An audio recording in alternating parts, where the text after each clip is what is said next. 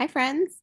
I thought I would pop in with a little bit of bonus content. We've been talking a lot about no stakes ways to leverage AI, and I've come up with kind of a fun little exercise that I've been doing in support of a client the last couple days. And I thought I would just pop on, record myself doing a little of this work, and share what I'm doing as a fun thought exercise that you may want to try on your own. So, I have a client who is building a brand from scratch. They are a startup. I am helping them with brand guidelines, and I gave them some photos the other day for inspiration for use in their stock photography and other visual assets. And there were a couple that they liked that were not compliant with their brand colors, and I told them I would give a shot at taking those images and turning them into brand compliant images. All of the art directors and creative folks are freaking out about this right now. I would not recommend this necessarily in your day job. Stick with those brand compliant images you know work, but this has been a really fun exercise for me to stretch my muscles just a little bit in terms of what is possible with these tools. And it was a new way of thinking about using a couple tools in concert to get myself to a result that I was happy with. So it's a thought experiment. Proceed at your own risk. So here in Claude, I am going to upload an image that is kind of at random.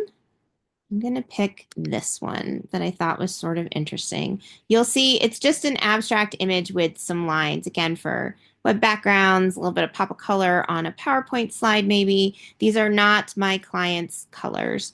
I have a prompt that I've been using repeatedly, and you can see here I've got a bunch of different images I've been using. I'm just going to copy that prompt, and what I've got in here are hex code. So very simple prompt. Help me write a prompt that will allow me to recreate this image in my brand palette and then the hex codes for their colors.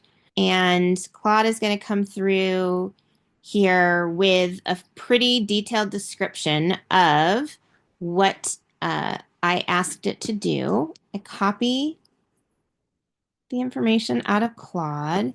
And now I'm going to start in Canva Dreamlab, right? So I'm going to post my image into Canva Dreamlab. And then I'm going to say add an image for style reference and upload a file. It's going to upload. Now I can click on that image and I can say style reference strength. So I'm going to hit it max and see what happens. And I may just run this a couple times and we'll see what my results are. I have not used this particular image yet in this experiment. So it'll be fun to see what kind of outputs we get.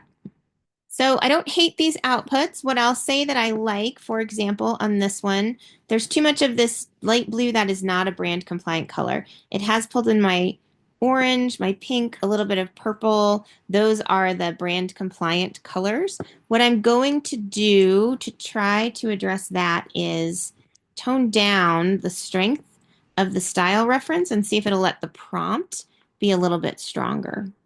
Okay, so interesting to see. So we did still get quite a bit of teal, but I think this one is less referential to the original. We've got more of the purple, which is one of the strong brand colors. Interestingly, the deep blue is not coming through quite as much as I wanted it to. I'm going to go back to Claude and ask it to rewrite the prompt to be clear that only the brand colors should be used in the image and that the deep blue 0B0A89 should be the background color of my image.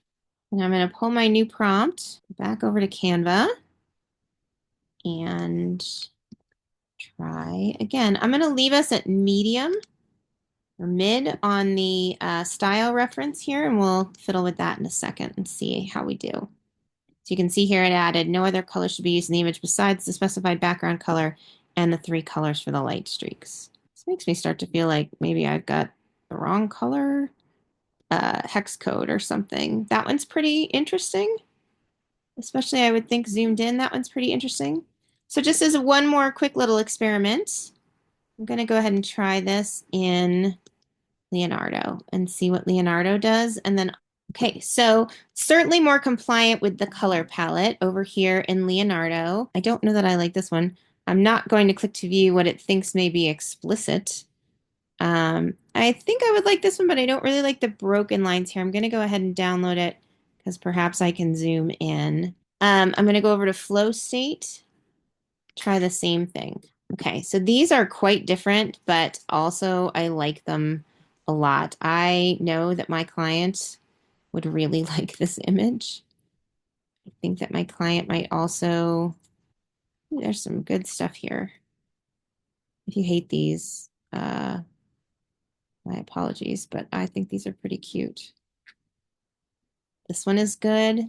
So this is interesting because I've had better luck this time with flow state than in some of my other experiments. It is a newer feature, and it could just be that it's getting a little better. One of the things I wanted to point out is the ability to do more like this. So I'm not gonna hit that button right now, but I could pick one of these images that I like the most, and then I can say more like this, and then see what else I get. Let's just pick this one for fun.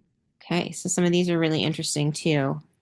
That was just a quick little how-to, something that I've been fiddling with and having a little fun with while I watch Christmas movies as I head into the holiday break. I hope that you found this helpful, and I hope that you enjoy trying some of these little AI experiments yourself.